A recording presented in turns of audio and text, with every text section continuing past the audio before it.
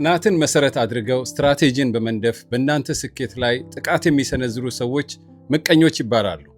እነዚህ ሰዎች ከእናንተ ጋር በመፎካከር ላይ ማንነታቸውን ገንብተው ስለሚኖሩ ልክ ማደግ ስትጀምሩ የአኗኗር ሲስተማቸው ይዛባባቸውና በምቀኝነት ይነሱባችኋል።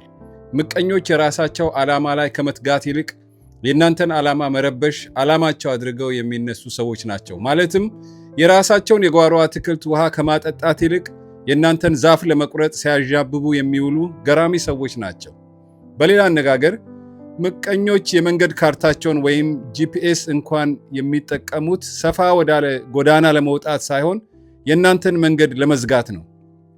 ከዚህም በላይ የሚያሳዝነው ምቀኞች እናንተ ያገኛችሁትን ከመመኘት ወይንም ከማግኘትም በላይ እነርሱ የሚፈልጉት በእድገታችሁ በእነሱ ውስጥ የተፈጠረው ረብሽ በየትኛውም መንገድ እንዲወገድላቸው ነው።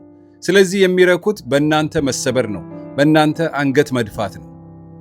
በተለይም ስኬትን በማያደንቅና በማይሸልም ህብረተሰብ ውስጥ ስትኖሩ ምቀኞች ይበዙባችኋል። መሰረተ ቢስ በሆነ ቧልት ስኬታችሁን ለማዳፈን ይረባረቡባችኋል። ሙቀት መፍጠር የሚያስችል እሳት ስለሌላቸው ድላችሁን ጭስ በጭስ ለማድረግ ይሞክራሉ።